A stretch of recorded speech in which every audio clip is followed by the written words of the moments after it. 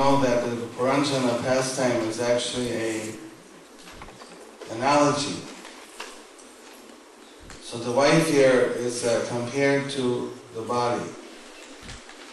It's actually separating from his body, but it's giving the example of a kumati, a very materialistically attached Green lady who's leaving his family, his wife and kids and family at the time of death.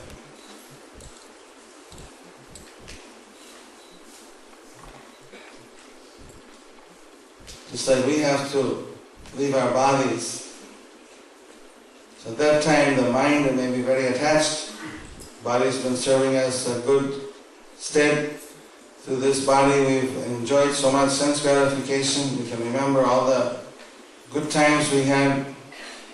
So some people are very unhappy to leave their bodies. But some people, they're so sick or so, they want even to do voluntary euthanasia to take their life, suicide. But mostly people, they don't want to leave their bodies. So this example is given of Puranjana, who has been a Grimadi. He's not been a Krishna conscious householder who's doing everything for the pleasure of Krishna together with his Krishna conscious wife. He's the ordinary kind of materialistic family man who's simply engaging in his material activities, trying to enjoy life without having engaged everything in Krishna's service, or anything for that matter. It's probably better than the smoking, drinking, very sinful person, because it doesn't say he did all those things. It just said he was a kind of pious, ordinary king who was very attached to his kingdom and palace and opulence and wife and sense gratification, hunting and all those things. But he was following basically his external varnashram without having performed a devotional service as such. So now at the time of death, all these attachments are tying him down. This is the moment he should remember Krishna. This is when he should be able to focus himself on where he's going to go. But okay, now I have to leave this body. Now I want to remember Krishna. Krishna says, whoever remembers me at the time of death, they achieve me. This will be the moment that he's chanting.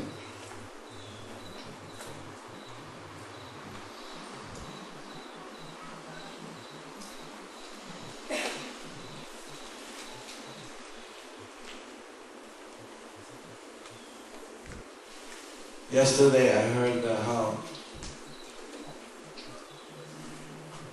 Pishima, she left her body and chanting Hare Krishna with devotees surrounding her, and she was chanting Hare Krishna. That's the ideal way to go. How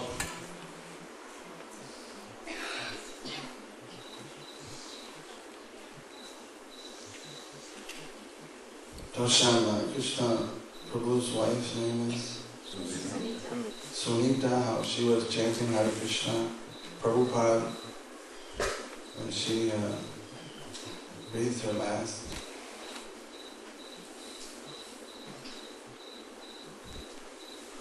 to be able to remember Krishna at that moment, that's the goal. Here Puranjana is Kumati. He doesn't have he's not a Sumati, he's a Kumati. So he's thinking just all his material things, and who's going to take care of the kids, and who's going to take care of the dogs, and who's going to take care of the kingdom, and the palace and this and that, and he's just completely absorbed, and it's already, these things you have to think of in advance. At that moment you don't want to be worried about so many things. You want to focus on, okay, because we do have to go. So we have to be prepared at the time when we're leaving, then we should focus on where we're going.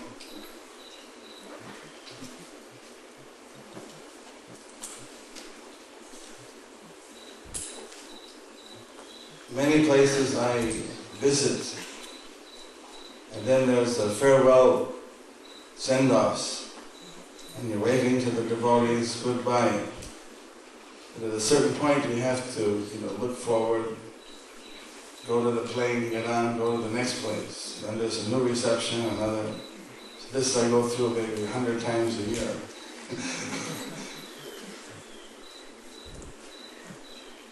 So you always know where the next place you're going is.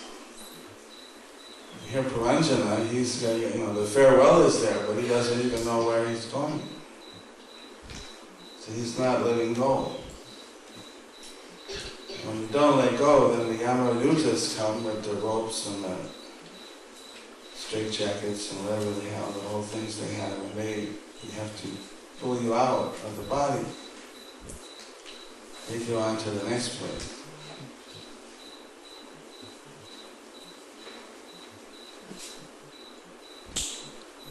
So all these things are situated in the subtle body.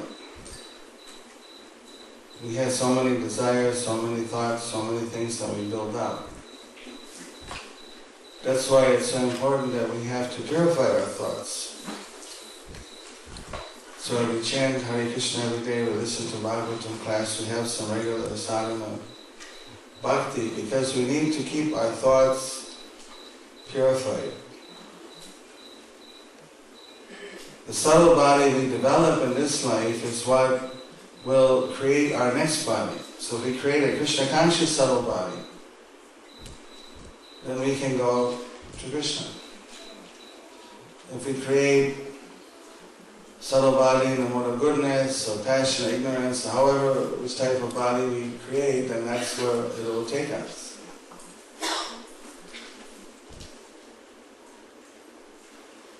So it seems Puranjana basically has developed a body, a subtle body, an attitude, quite in the mode of passion. Therefore in his next life he's going to take birth as a human being. This time around he's coming as a woman.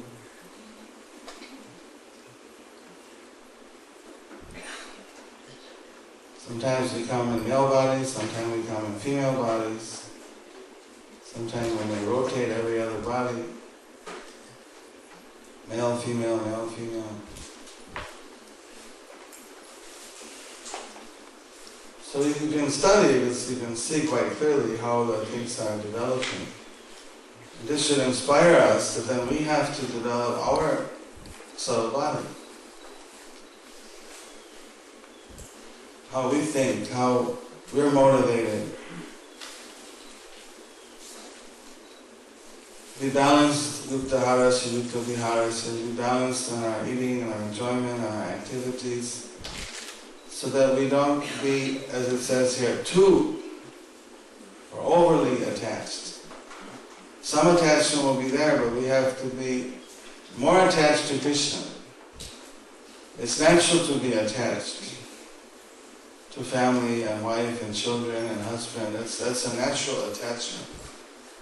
It's just that if it's so overly attached that we forget about Krishna, we forget about what our purpose for being here in this world is, then animals are also attached to their family, but they don't have any higher purpose.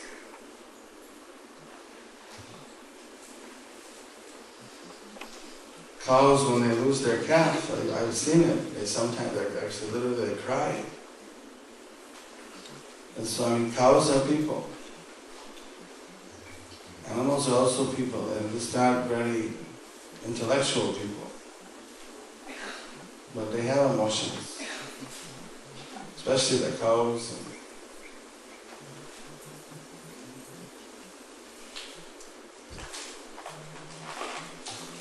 so many animals that do have some emotions. We've got to study how much for each and how to evaluate the ratings, but they have emotions, and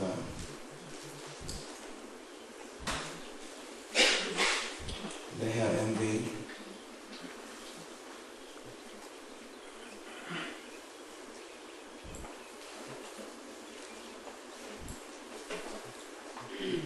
And there was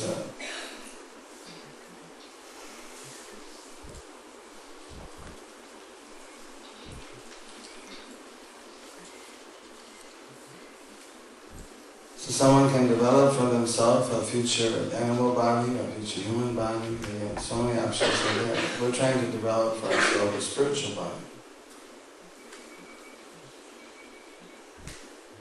That's why Lord Chaitanya has given us a very simple process of yukta vairagya.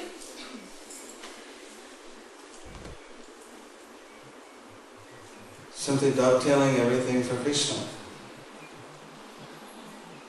Like I heard that Prabhupada asked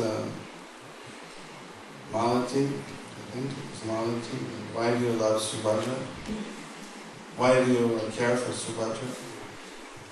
And she said, because my duty.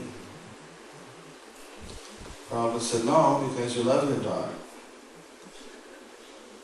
Because you love your child, you want to give your child the very best in life, therefore you've given your child Krishna consciousness.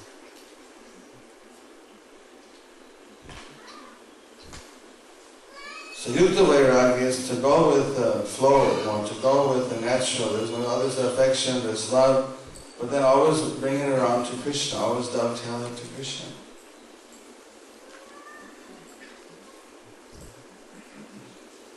So that at the end of the day we won't be overly attached and we'll be more attached to Krishna. That Krishna will also be the primary attachment because everything's focusing back to Krishna. So we never lose sight of Krishna. Krishna is always within our vision. It's always part of the equation.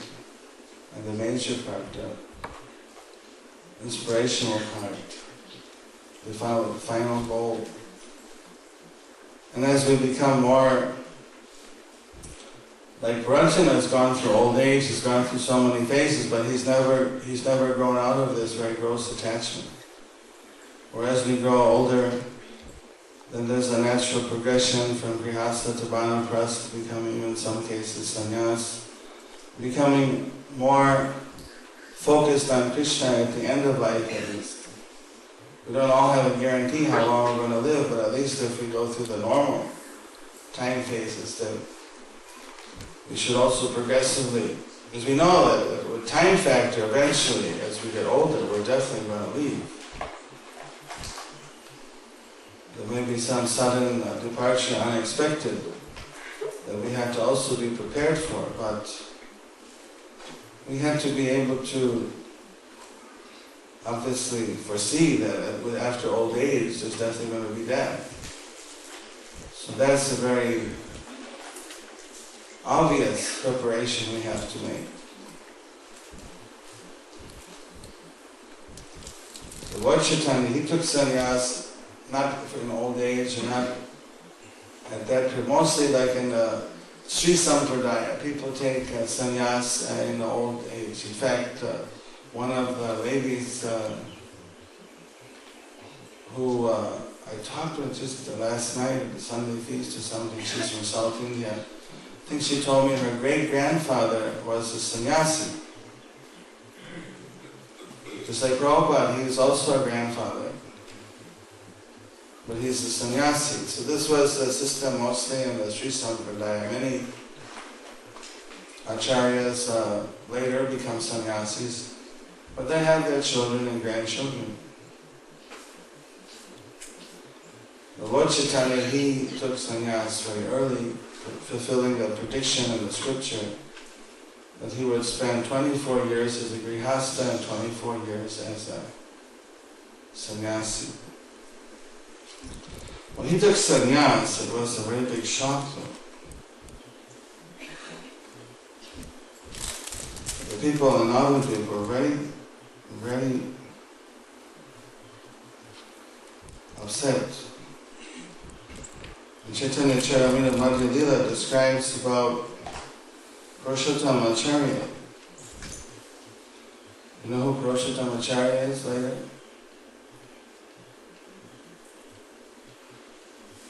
Srila Prabhupada. Sometimes we always know Srila Prabhupada is obviously the personal secretary of Lord Chaitanya, and we know he's a sannyasi, but sometimes we overlook that he was before. He was one of the Grihastha associates of Lord Chaitanya, and then so it mentions here, Purushottama Charchutar Nama Purvaswami Navadipe Chivateho Prabhu Chorane. When Srila Damodar was residing in Navadip under the shelter of Sri Chaitanya Mahaprabhu, his name was Purushottama Acharya. Prabhu Sanyas Deki Unumata Hoya Sanyas Krahan Koilo Varanasi Giya. After seeing that Sri Chaitanya Mahaprabhu accepted the renounced order, Purushottam Acharya became like a madman and immediately went to Varanasi to take sannyas. Chaitanyananda Guruta Ragya Dilen Thane Vedanta Purya Purao Samasta Lokere.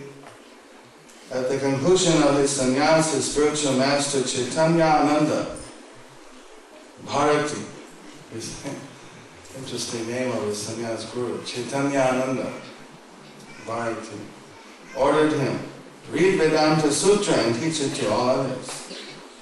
Param Virakta Teho Param Pandit Kaya Mone Asyache Sri Krishna Charit. Srila Damodar was a great renunciate as well as a great learned scholar. With heart and soul, he took shelter of the Supreme Personality of Godhead, Sri Krishna. Nischinte Krishna Bhotibo Eto Karone Unumadhe Kodilo Teho Sannyasa Grahane. He was very enthusiastic to worship Sri Krishna without disturbance. Therefore, it was almost in madness that he accepted the sannyas order. So normally one shouldn't just suddenly go and take sannyas. That's why I think almost in madness. It was when Lord Chaitanya took sannyas, he became almost mad by this idea, and without the normal discrimination, he just went and took sannyas. They're qualifying it that it was a good exceptional case here. He was not acting in the normal way. Somehow he was very enthusiastic to worship Krishna, and he just decided to give up everything and take sannyas. We avoid this in ISKCON because some people, to make sure that people are ready, they have to go on at least a 2-year or 5-year waiting list. Their wife has to agree. A few safeguards. But in this case, Srila Damodar, he took the initiative and became sannyasi. So actually he cut off his sika, took off his Brahmin thread, but he didn't wear saffron cloth, he wore white cloth. He didn't accept the Bharati title from his guru, he kept his brahmachari name, Swarup Damodar. Of course it says here that he remained as a Naistiki brahmachari in the translation, if he wasn't married.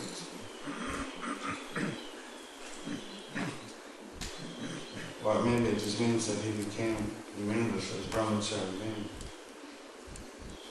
Most of the people were grihastha. I assume he was a grihastha. Here it says remained as a brahmachari.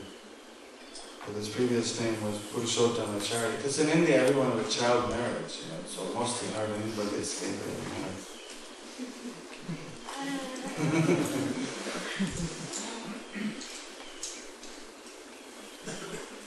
So then he took permission from his sannyas guru and he went to Nilachal, and there he accepted the shelter of Chaitanya Mahaprabhu. And day and night he was serving the Lord. Srila Damodar was the limit of scholarship, but he never talked to anybody. In fact, he remained in a solitary place and nobody even understood where he was. He was the personification of the ecstatic love of Krishna. And he was fully cognizant of all the ecstatic and loving mellows of relationships with Krishna. It was like the second expansion of Chaitanya Mahaprabhu. He would check if anybody wrote a book or song or a poem and wanted to show it to Lord Chaitanya, he had to clear it. Because Lord Chaitanya was very upset, very unhappy if there was rasabhas or deviation. So he didn't want to be exposed to that, so Srila Damodar was authorized to check. Only if he approved would Lord Chaitanya read it or listen to it.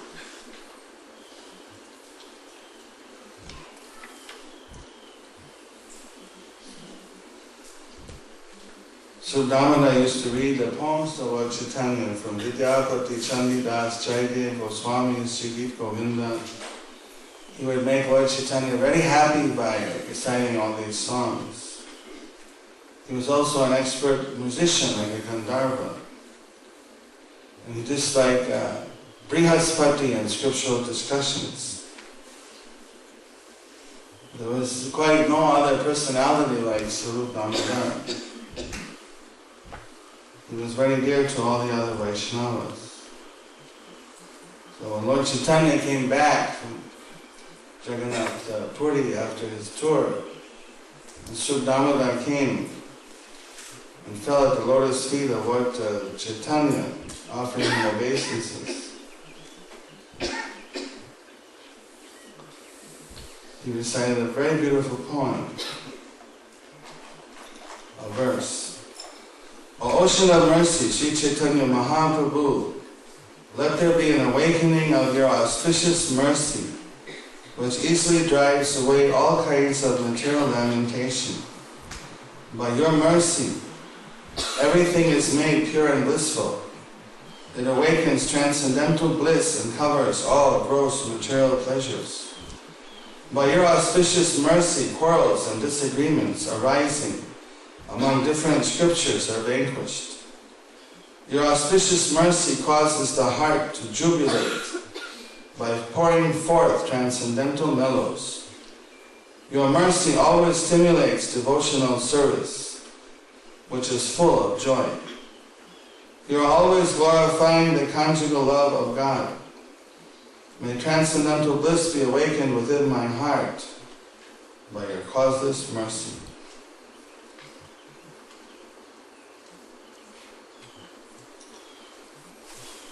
So simply by Lord Chaitanya's mercy, all kinds of material lamentation is driven away. We can see everything becomes pure, blissful. Transcendental bliss is awakened, which covers the material pleasures. Like Prabhupada said, if you're going to one restaurant, a friend invites you to a better restaurant, and you find it has better food, you can easily renounce the previous one. It's not like a big austerity. There was this one restaurant in Bangladesh, and then somebody found in the soup a human finger. The guy was kidnapping urchins off the street, using it to save money from buying goat meat. People immediately lost their appetite.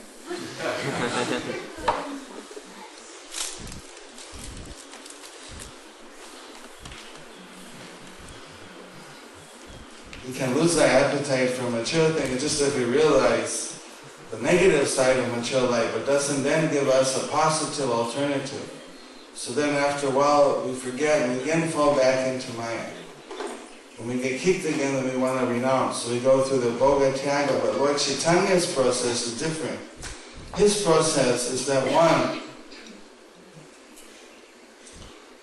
experiences so much transcendental bliss that it just eclipses whatever material gross enjoyment we've been experiencing and makes it insignificant.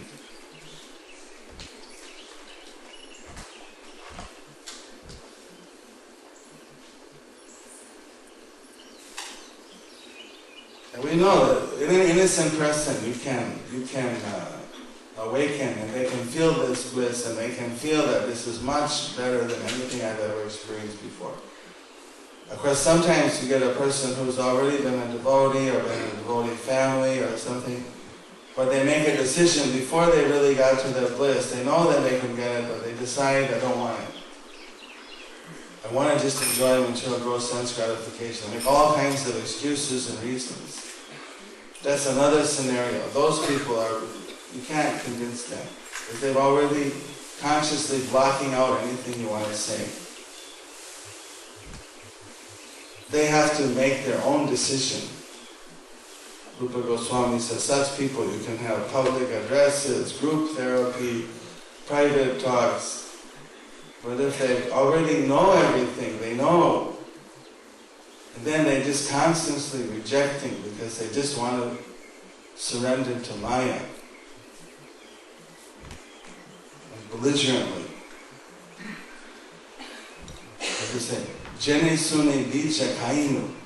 Knowingly I drank poison. And this is all America. Most of them are drinking poison. They don't know they're drinking poison. They just think this is what you're supposed to drink. Material enjoyment. But there are some people, like some Indians and some maybe children in devotees' family, they know better. But for one reason or another, they just want to drink poison. But even they can eventually get over that. Maya has their own ways of teaching people to get disgusted with it. But that's up to them. If they've made such a conscious, we try, of course, to convince them, but if they really made a conscious decision to reject any kind of attempt to make them Krishna conscious, then it's very hard.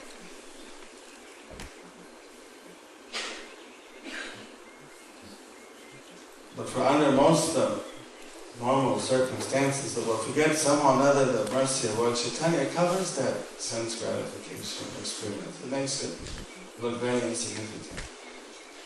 So that's a very painless way of becoming detached. So Puranjana didn't have this opportunity. He wasn't given. Nobody preached to him about Lord Chaitanya. There he was, just in his kingdom, trying to enjoy life, be a happy king, happy householder. And now he's at the time of death and he doesn't have a clue what's happened, what's it all about, where is he going to. He's in complete suffering mode. He doesn't want to be separated from his wife, he doesn't want to be separated from his body, he doesn't want to be separated from his kingdom. But he doesn't have a choice, he has to go. So it's very traumatic.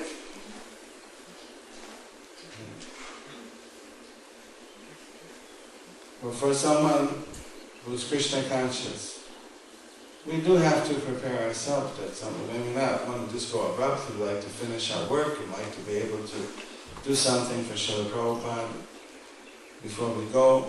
Like Prabhupada, he was very eager, very anxious that he could finish some work for his spiritual master before he left. I mean, from the time first day I met him in 1968, I heard him saying that I'm an old man. I don't know how long I'll be here for. And the whole world is on fire, and I want to see that this fire gets extinguished. I need lots of help. I heard Srila Prabhupada maybe about 8 years later, 6, 7 years, maybe 76, when he was at Prabhupada's Bhaktisiddhanta Saraswati Thakur's disappearance celebration. And there he was saying how Bhakti Vinod Thakur and previous acharyas, they had begged door to door even to build the first temple in Mayapur. And how Srila Bhaktisiddhanta Saraswati Thakur had built the birthplace and developed Mayapur Dham. Srila Prabhupada said, I'm also trying to follow in their footsteps. I'm trying to do something to please them, because the secret of success in spiritual life is to please the previous acharyas, to fulfill their desires. So they wanted that Mayapur Dham should be developed. So I wanted to fulfill this. I want to fulfill this for them. So I'm also trying to do something. And then he said, and I'm so grateful for the devotees who are helping me to develop Mayapur Dham. And then when he said this, he just actually became so overwhelmed with emotion. And then he started to cry. And he couldn't even speak anymore. His voice got choked up and he was crying. That it was so important to him to fulfill the desire of the previous acharyas. Since they wanted Mayapur to be developed, they wanted to see spiritual city, see a temple, a Vedic planetarium, then he tried to do. In fact, before he left, he even laid the foundation stone. He said, I want to lay the foundation stone. It's my temple that I am offering for my spiritual master in the previous acharya. I want the devotees in the future to know that it's my desire. I laid the foundation stone.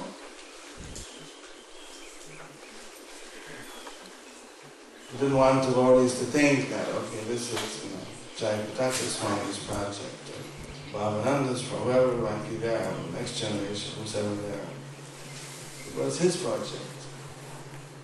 We're there, some of us are living there, some are serving from all over the world, because it was his desire. Because it was his priority desire, because it was his previous acharya's desire. In fact, of course, I'm not able to do anything very significant there, really. But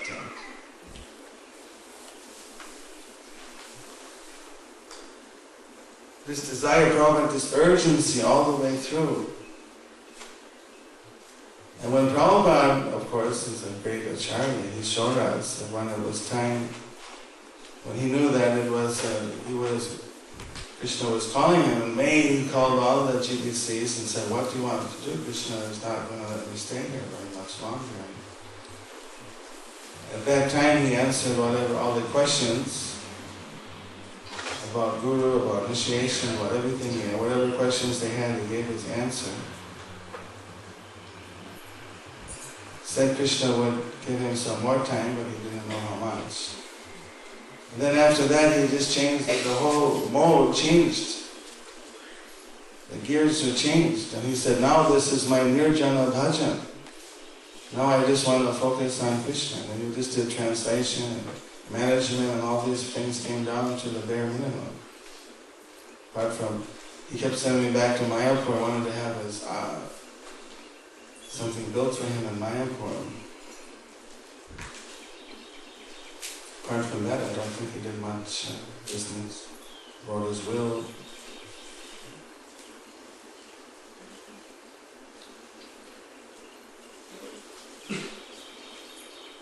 So he showed us how to totally focus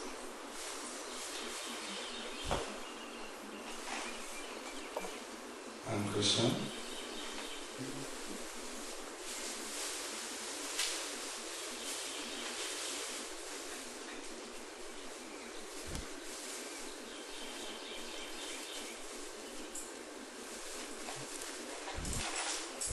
So all of it, Puranjana pastime or whatever, just the history, story, example is reminding us all that we're going to have to go. We're also going to have to prepare. If we get time to prepare, we want situation. So if we don't get time, then just at that moment we should always be in Krishna's service. We never know. I was on an airplane once and then there was a heavy turbulence. I mean, this was not the ordinary little rough, bumpy ride. This was like heavy. This one seat was thrown right up to the top of the plane and hit his head. The turbulence was lucky to get out of it. And glasses were flying everywhere. The stewardess was next to me and she grabbed the seat. I was in the aisle seat. She put her feet underneath the seat. And I guess they're trained, this is what you do, because you go underneath the seat. She was like, literally went under my seat, was holding the seat so she wouldn't be thrown up to the roof. And everybody was screaming, and at that time I was, I was chanting like anything. Hare Krishna, Hare Krishna. It was easy to chant. At that time it was like, wow, what's happening there? And then after some time I pulled out of it, and then one old lady came up to me and said, "Hey, what's your prayers that saved us?"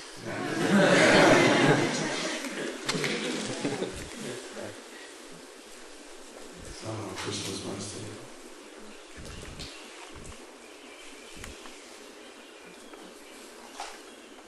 You never know what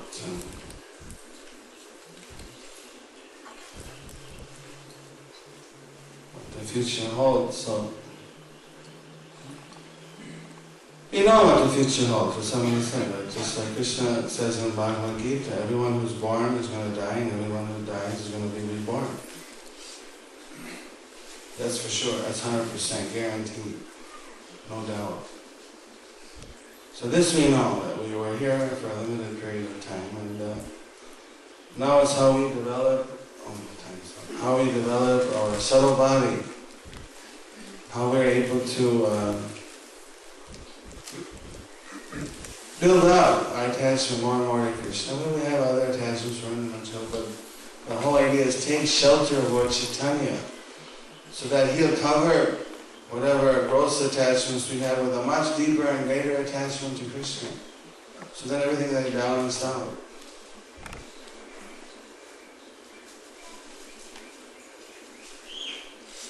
There may be natural affection between them, but it also matures into also appreciation as a Vaishnava.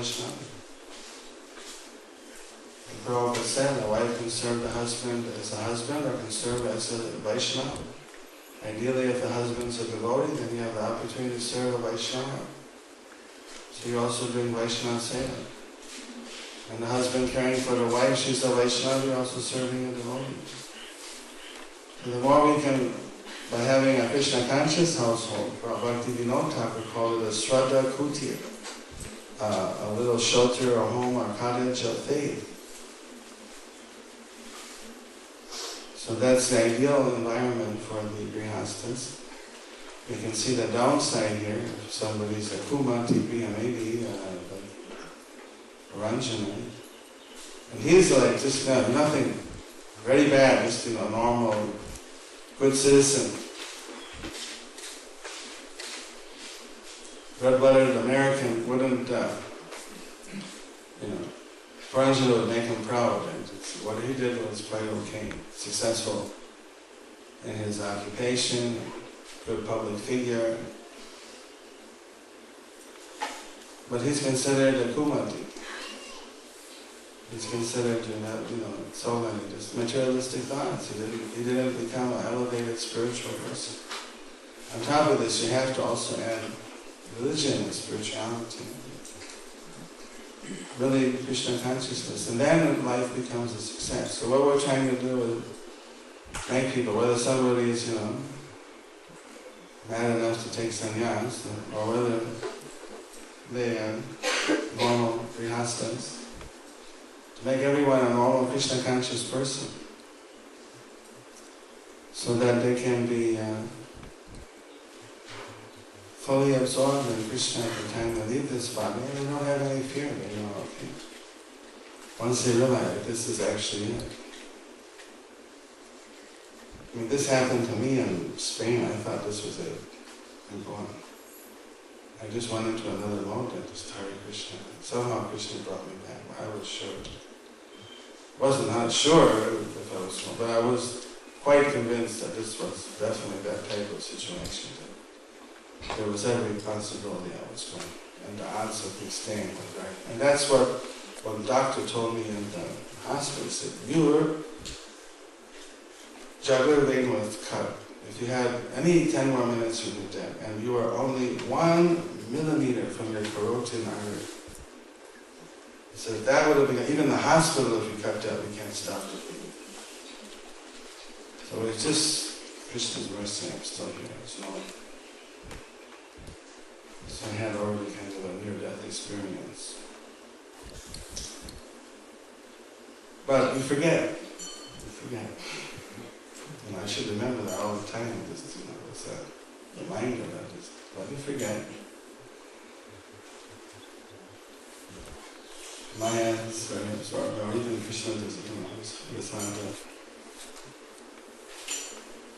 So this material world is a very dangerous place, and if we can, the more we help each other to stay in Krishna consciousness, be nice and caring to everyone, we see how loving Lord Chaitanya and his associates were, how kind he was. When Lord Chaitanya and Sudamda met each other, embraced each other, and they were so overwhelmed in love that they fainted on the ground. They were like astonished. It's really like,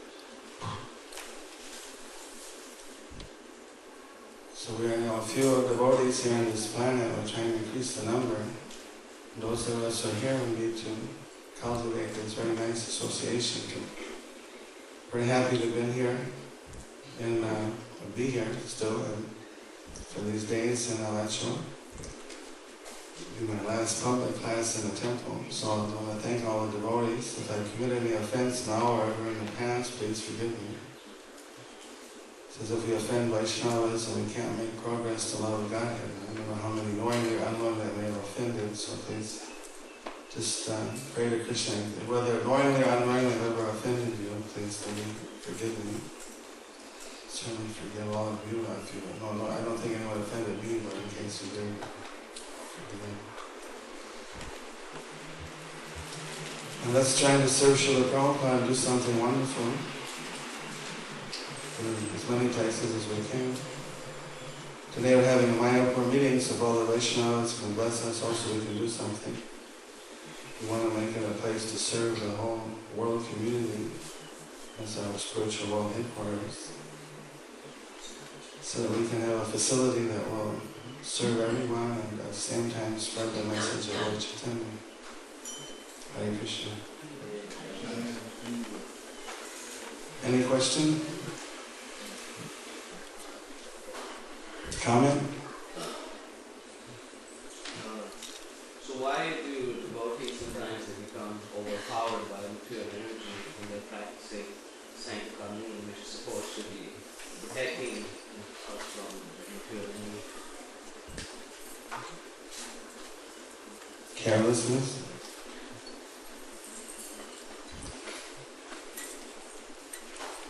You have to always be very careful. Very humble, sometimes pride, sometimes offenses cover our intelligence. A number of factors are there. Srinivasacharya wrote the prayers to the mind and how the mind should be very careful to avoid so many distractions. Sometimes bad association, developing bitterness and negative attitude because of bad association. And prajalpa, gossiping. So many things that gradually, we have Bhakti, Srinivasacharya compared it as like a jewel. Somehow if you get that desire to serve Krishna, you get that desire of enthusiasm, it's like people have to protect their assets. From some of our devotees who have assets, they can give us some value to protect your assets. But we have our spiritual assets, and we have to protect those. And sometimes we just take it for granted. We got it so easy. We got it just by Prabhupada's mercy, Vaishnava mercy, mercy of Lord Chaitanya. It came so easy. And sometimes people, they have to work hard to build up their assets, and they value it more. Sometimes people get the assets easy, like some inherit the assets and don't work for it, and they squander it. So we get the assets so easy, the danger is that we lose it. Because we're not careful, because we take bad association, because we get in the Vaishnava Parad. We're already initiated a bona fide guru, someone comes and I'll give you, Ragamarg, I'll give you this, I'll give you that, and then reject your guru and get in all kinds of Vaishnava Parad. Take some shortcut, which is actually going to probably delay you unlimited time. So many different kinds of, we have to be very humble. We have to be very focused, to be very careful. Sometimes we get an overinflated value of who we are. I think that's easy. fans probably fall into that every day. And we have to remember that we're just, yesterday we read this prayer, Bhaktivinoda Thakur said, you should introduce yourself as the most humble servitor of the Panchatattva. And one should cultivate meekness, humility, tolerance, patience, determination, all these kind of qualities. It's like normally, maybe, probably, I don't know what's an example. We're given the greatest vehicle to take us, but then now we have to learn how to drive it, so we don't crash on the way. We have to follow the road rules. Just because you have a vehicle now you can get back. You just gotta stay on the road though. You gotta not fall asleep at the wheel. We have to be very careful. So Maya is there to put up a few roadblocks to distract us, to try to... So that's why we need the daily class to keep reminding us of and keep us really, sharpened, fine-tuned to avoid these different kinds of obstacles that Maya puts up. It's like, most processes is like a long, hard roll, and finally at the end of the road you get perfection. Here you're given already a very elevated state in devotional service. It's a very sheltered state. But because we're not very mature, we start off very immature, then, one time Prabhupada said just how long someone's been a devotee is a great test of how, strong they are, or how good they are, because time is a test. Somebody can advance very quickly in devotional service. You new bhaktas and tremendously enthusiastic, but then if they become proud and not careful, they get into some bad association. So that's why we have to continually build up our wisdom and become very wise and very careful not to be deviated and grow with our experiences, learn from our mistakes. We're going to make many mistakes, and we have to learn from those and don't make them again.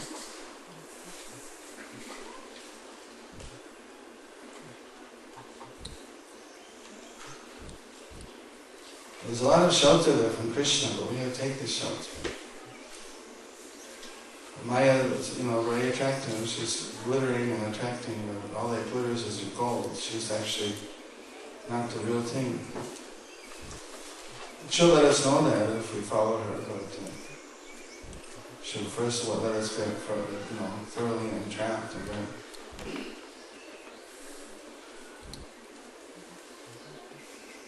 she'll show her the true colors. Is that okay? Any other question? Yes? Mahashri? Lord, you said that you were with Prabhupada when you laid the foundation stone for the Vedic temple. I spoke with Sadhguru Mayapur, he said the master plan has changed and we're not going to use that particular foundation stone. Is that true, or did he build something else there, or what? It's not. It's really a completely different thing. Where the foundation stone was laid is still in the temple compound, as far as I know. That's not changed. And the stone that he touched, that's still there. That stone will put it on the wall eventually. He's kept it. I haven't seen it for about 20 years, but he told me he has it. What happened? He was very sick, and he took the Anantasation, and he took some different things to put into the hole, into the foundation. And he gave that to a number of us and told us that in his name, that he's doing it in his name. Later there was some robbers that took some of the things out. We hadn't dug it deep enough, or we didn't put guards there, we didn't realize. I think that's not, that's sad, but it's inconsequential for the purpose of what Prabhupada he did the function. And then the stone was taken to him. There was nowhere to put it because there was a stone. We didn't put it out in the field. He touched it, and that was kept on display for a while in the Mayapur, in the temple. And then later that's been just like stored for the future. Now would be a good time to put a wall up somewhere and put the stone there.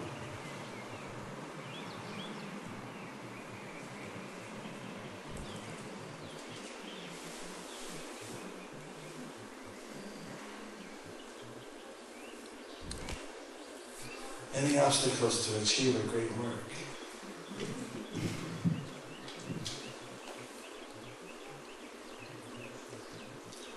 When you hear this pastime of that Jagannath Priyamatikam and what Indraduma had to go through, that's like very inspiring. To somehow at the end of the day it all works out. Hope it's not that difficult for me. Hare Krishna.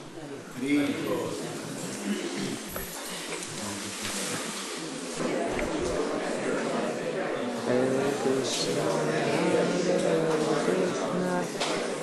Krishna Krishna, Hare Hare, Hare Rama, Rama Rama, Hare Krishna, Krishna Krishna, Hare Hare, Hare Rama, Rama Rama,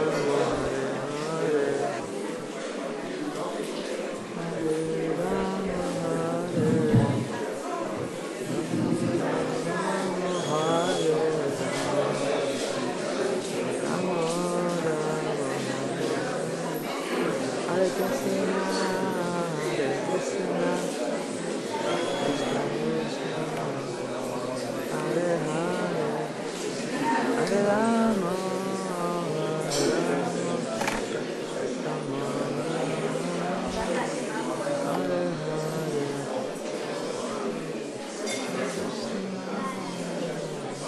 Krishna, Hare Krishna, Hare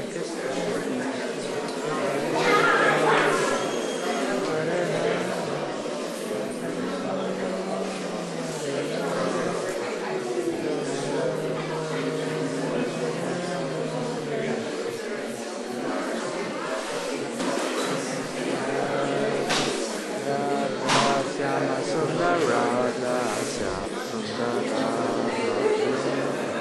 Jaya Radha, Shama Sundar Radha, Sundar Radha, Jaya Radha, Shama Sundar Radha, Shama Sundar Radha, Jaya Radha, Shama Sundar Radha,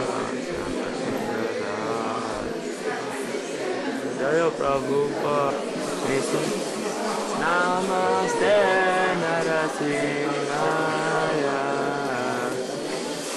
Namaste Narasimhaya,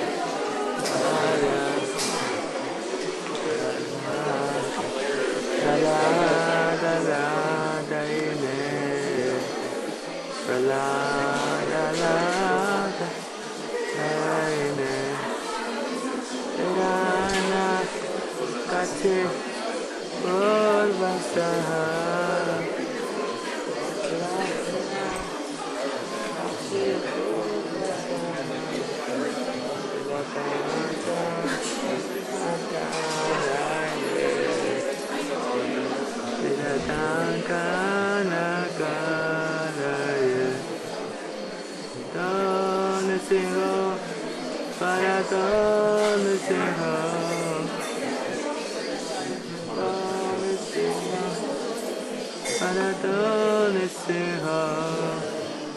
Nasingamari Sararam Papade,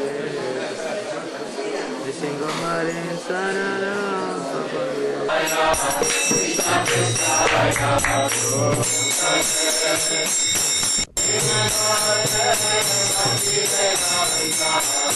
Krishna Namaste Saraswati Deve Gauravani Prasarine Nirvishesha Sundravadi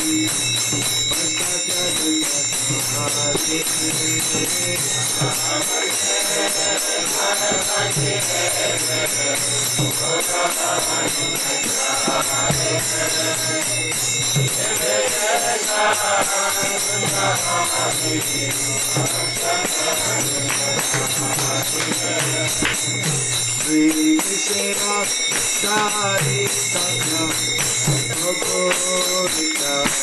Bhagavata Priya Chaita Gadadhara Shiva Sadi Sri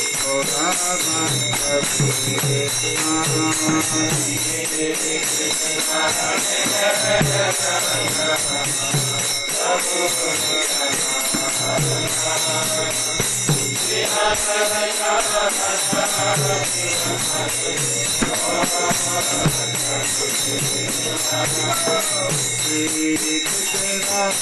Jai Sangha Bhagavata Priya Chaita Gadadhara Shiva Sadi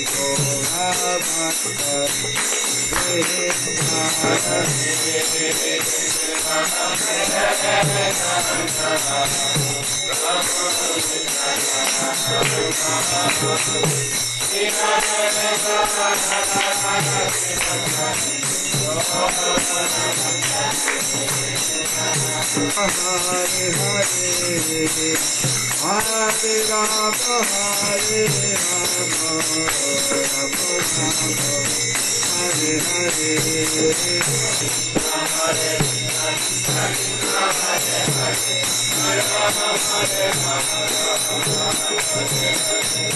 Hare Krishna, Hare Krishna, Krishna Krishna, Hare Hare, Hare Rama, Hare Rama, Hare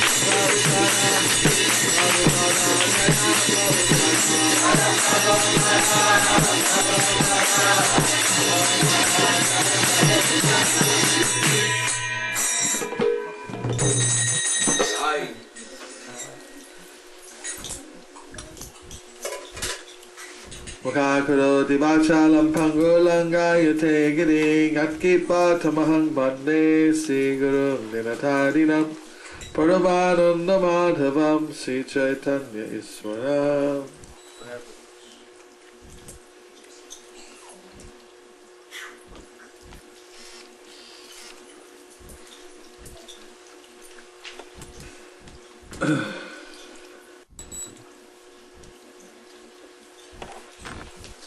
So,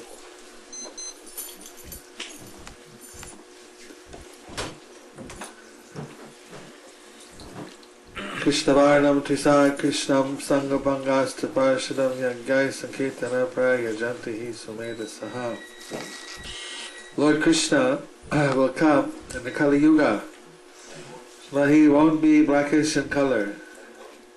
He's going to chant the holy names of Krishna himself, of Krishna, and he'll be accompanied by his expansions, associates, energies, and paraphernalia. And those who are very intelligent will accept, he's going to propagate the Sankirtan movement, and those who are intelligent will accept, will be joining him.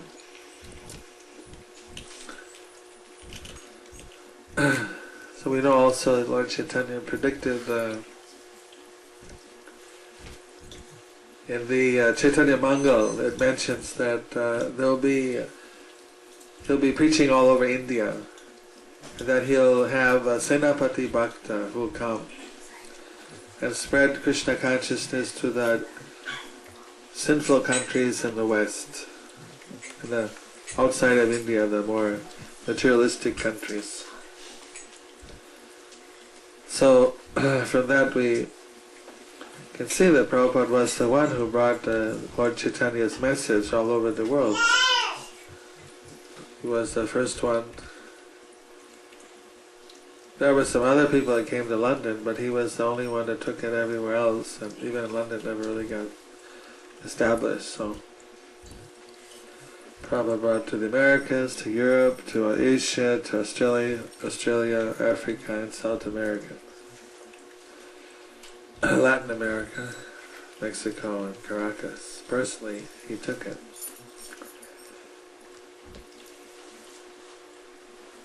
So therefore, it must be that he is the Senapati Bhakta who distributed the Sankirtan movement to all these materialistic places.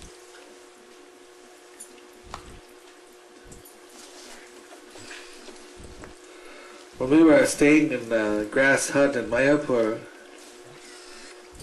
so I was sent out to Mayapur in about 1971. 1970 I was in Calcutta. Sometime in 71 we went to Mayapur, roughly 71. Because 1972 was the first Gaur Purnima festival. Mayapur was, in 71, there was a big flood. That flood was so big that the grass hut got completely submerged in water. And there was one devotee, Vipra Sudama. Sudama Vipra, Sudama Vipra. And he told me how he actually was inside the hut. But then the water kept rising, and then he was like inside, and then he got really worried, because what if the water just completely goes right up to the top? And he'll be finished. So he was in the rafters of the house, and the water had already risen above the doorway. So all he was seeing was a little water there. I mean, a little air, a lot of water. So then finally he took a really deep breath and then dived through the door and swam under the veranda, but he injured his leg a little bit. He got hit by a bamboo or something. But he got out, and he swam to the next temple.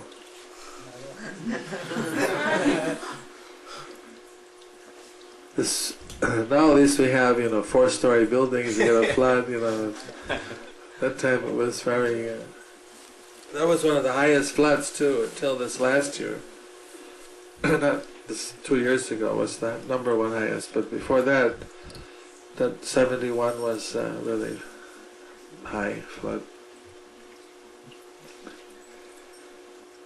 So then afterwards, I was sent to Mayapur after the flood. I was in Calcutta at that time. And actually, there was the Bangladesh war also around that time. At that time, foreigners were not supposed to go out to Mayapur because there was a war, so they wanted all the foreigners to stay in Calcutta. But they didn't have any money in Mayapur, so every week I had to bring them out their allowance. So I had to cover my head with my chadar.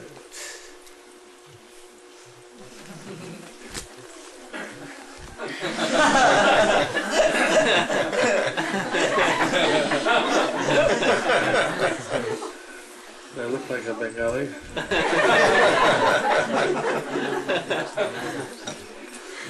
And somehow I went out, nobody, they didn't object, but I would go at night quick and give them money and come back. It was really heavy in Calcutta during the war because they were always afraid that the Calcutta would be bombed. So all the cars had to paint the upper part of their headlight, black it off so that there'd just be light coming from the bottom half. And you weren't supposed to have any outside lights, and if they rang the siren then you had to turn off all your lights. They didn't bomb, but there was like this tension that they would bomb. So we were in that kind of event. Also in Calcutta, there was an Naxalite terrorist uprising. They would every day kill different businessmen. So every day I read in the paper, 5 businessmen killed today. One day 14 were killed. So many businesses wanted to leave. So we were living in the north part of Calcutta, and in a place called Jitendra Mohan Avenue. One Matrumal Goenka gave us a flat to stay in. And so Prabhupada was wanted us to establish a temple, but in the meantime this is all the place we had. And he said he wouldn't come to Calcutta unless we got our own place, and I wasn't satisfied with that. So, but while we were there, we were watching this. There were 2 political gangs. I don't know, parties, what they are. All young people. And one half of the road was under the one party, and the other half was under the other party. And they would have bomb fights, where they would make homemade bombs with nails and things in it, and then you threw it, when it hit, it would explode and throw the shrapnel off. So we were watching from the 2nd floor where they would run, and one guy would come up with this little bag and hand it to the lead guy, and he'd take it, and he had to throw it very carefully because it could blow off in your hand. They couldn't just throw it like they had to kind of toss it. And then we see the other side, they'd all, when they saw it coming, they'd roll on the ground and get off and they'd blow up, then they'd get up and they'd throw back. It was going back and forth. All of a sudden the police would come, and then they'd all run. But it's all quite deadly stuff, At that time there would be police blockades in the road with big sandbags. When you went by you had to go with your hands up in the air. This was a peaceful time, this just inside the environment, When we came to India, well, now it's like really peaceful, but then it was quite tense.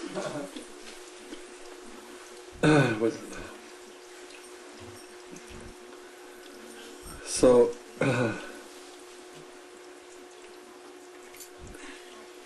well, I talked about Calcutta before, there's a talk about Mayapur. Then, so I was transferred to Mayapur in the midst of all these things, and it became a little more peaceful, but Of course, Mayapur was a very peaceful place. And Prabhupada came out and stayed with us in the grass hut. And he was, he had his little, his bed and his table. And he was, in the back we had a kitchen made out of a tent. And he had an outhouse which was made of bamboo. And it was a kind of a very organic outhouse with a round well that was dug into the earth, and all the things in the bathroom went into that well, and it was digested by white worms. You can see them.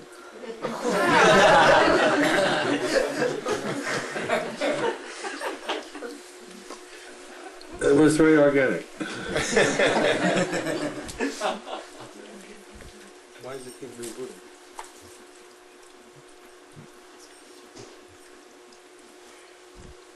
For Prabhupada, for his bathroom, and then we were staying in the same house with him. The whole grass hut is maybe as big as this, maybe not quite as big as this from here to there. Maybe like a few feet less. So he was on this half of the room, and then we were on the other half. And nobody better snore. There was just a little partition in between. I think somebody got caught snoring and got sent out into the field. He didn't like snoring. So we were all living there together, and Srila Prabhupada was giving us everyday classes and telling us how here in Mayapur there's going to be a big spiritual city, and there's going to be this fabulous, beautiful temple. And we're just there, there's nothing but, open fields, and we're in a little grass hut, and with the open toilets and the whole thing. And then this one, so you really had, but we believed him, actually, that this was, Prabhupada had the vision, it was going to all happen. Now you go to Mayapur, there's so many people coming. In those days, nobody was coming. There was, every morning they'd ride by bicycle. I mentioned this morning, to go to the work in the Navadvip and then come back. And daytime there was nobody there. Once in a while some farmer would walk by. Srila Prabhupada, one thing he said, you're going to have Muslims join, it's okay. They can perform their namaz 5 times a day. They just have to chant Hare Krishna and take prasadam. Quite a liberal view. So in other words, he didn't have objection, and 5 times a day they bowed down and prayed. They just had to chant their japa.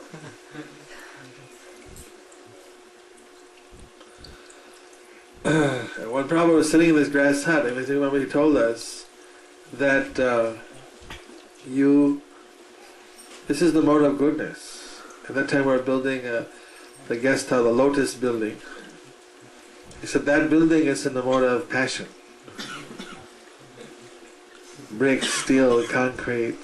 This is goodness, right? So we don't need for ourselves such a mode of passion building, but people won't come here if we don't have nice buildings and some place for them to stay. Therefore, for preaching we're building. Otherwise, for ourselves, we can live in a little grass hut by the side of the Ganges and chant Hare Krishna, Hare Krishna, Krishna Krishna, Hare Hare, Hare Ram, Ram Ram, Hare Hare. How many of you can live in a grass hut?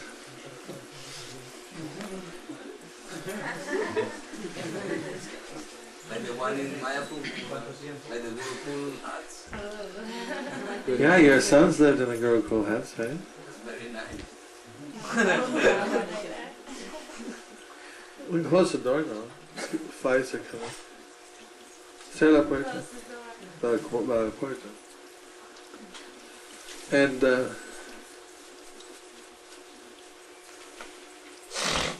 No room? Move up. My turn.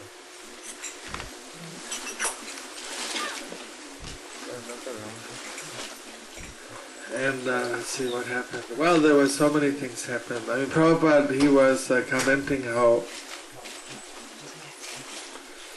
he liked it that we had cows, even before we had a temple. The cows would be walking around and passing cow dung, and he said this is very auspicious that the cows are grazing over the land where the temple will come up in the future. And then we went out and he said he wanted to, that time we only had 11 bigas. How many know what a biga is?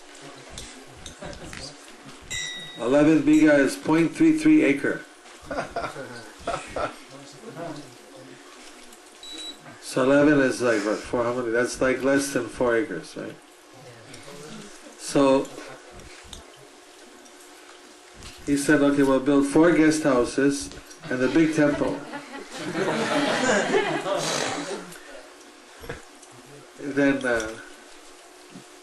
he had a plan made in London, and Viswakarma Prabhu and I think Bhavananda worked on the plan, and they came.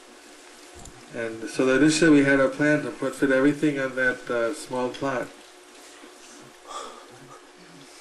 So, but the first building was going to be this one guest house. Later we got more land, so then the plan got bigger. Then he said he wanted 300 acres. So.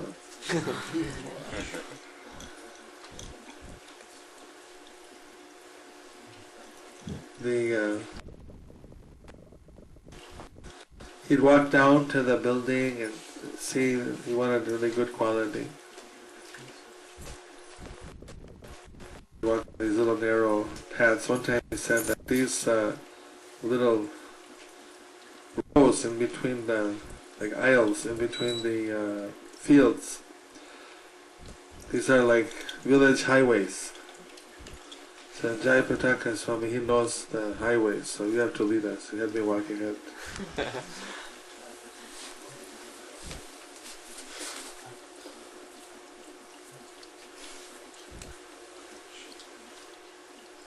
One time there was a cow that was grazing though, and because I was just sitting there, there's nothing happening, no people coming, nothing to do. We were given a 35 rupee a month, a week allowance, which is like we had 5 devotees, so there's like 5 rupees a week. It's not enough to survive. So then, in order to make ends meet, we had to grow our own food. So Prabhupada was happy that we were growing. First I asked permission to Prabhupada to grow if I could use the land for agriculture, whatever we want building on. And I remember Tamal Krishna Goswami, that time, I don't know if he was a Swami, but he said, how there are foreigners, how they can grow? In India, you know. And I said, no, we can grow. I'll learn how to do it. It's no problem. My maternal grandfather, he was a farmer. So. Even I grew up in the city. But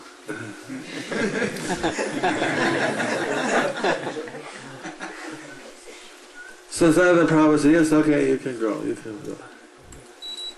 So for me it was like a real challenge, an adventure that, okay, to do it. So then I got all the agricultural books, and I took it more like a scientific way. Nitrogen, potassium and phosphorus. He had these 3 main elements, and so the cow dung had so much of these nutrients, and then we would get cow dung and trying to do as organic as possible. But initially we used to sometimes buy this fertilizer. At that time organic farming wasn't into that, but I just generally thought it was better to use organic. So then sometime we went to the municipal waste and took out the sewage from Krishnanagar that had composted.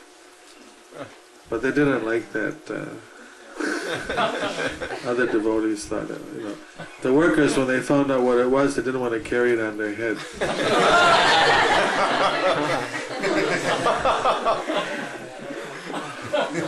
So I was trying to be, recycling and all that, but we got some really good crops.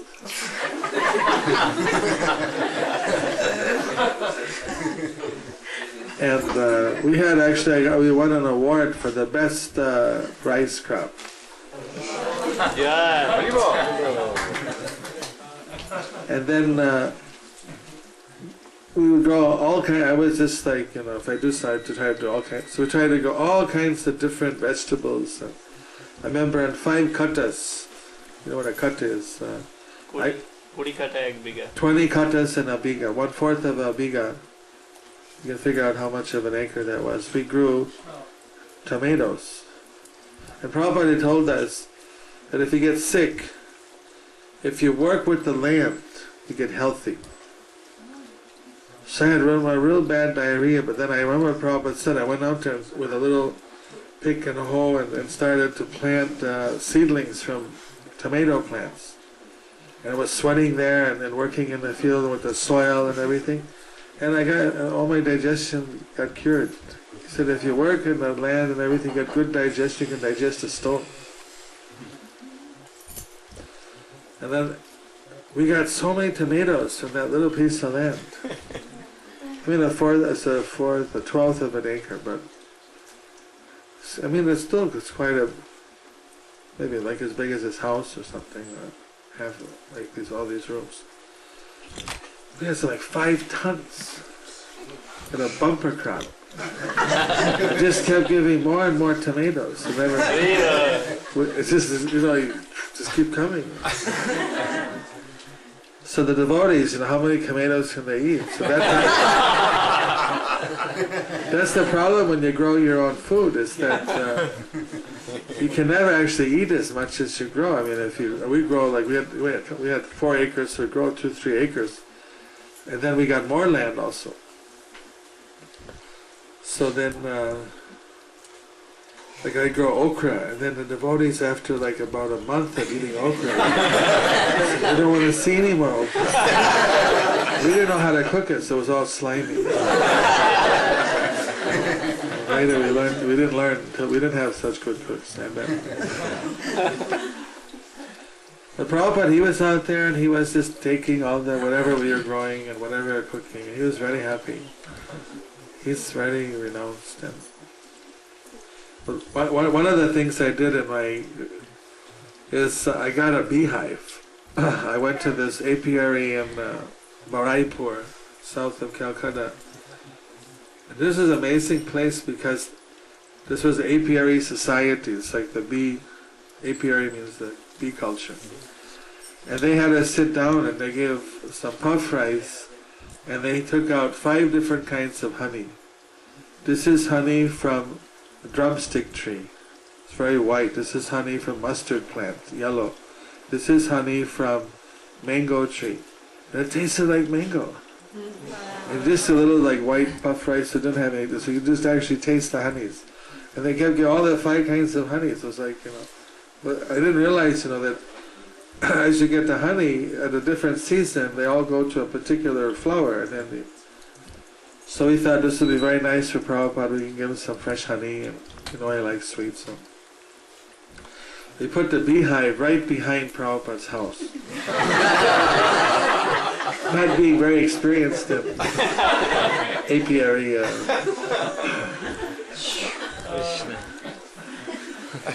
But bees, they fly around. They get attracted by lights and things. So Prabhupada was kind of tolerating a few stray bees that were coming into the room, but one day the cow went grazing by the beehive and knocked it over. And all the bees swarmed. And Prabhupada was really upset. He said, beehive has to go. There are bees everywhere. And you know, I these guys are good salesmen. They sold me the whole kit, you know, so I put on the thing, you know.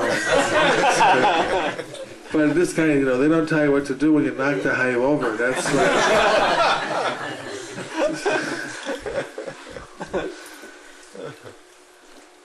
we got a few bites. So I had to relocate the beehive. So if you relocate it, you have to move it at least 2 kilometers. Otherwise the bees get confused. They'll go back to where they used to have the hive. If it's like you just move it 100 feet, they'll go back to where it was the day before. You got to move it so far away that they know that now it's like a totally different longitude and latitude, or however they figure it out. I don't know.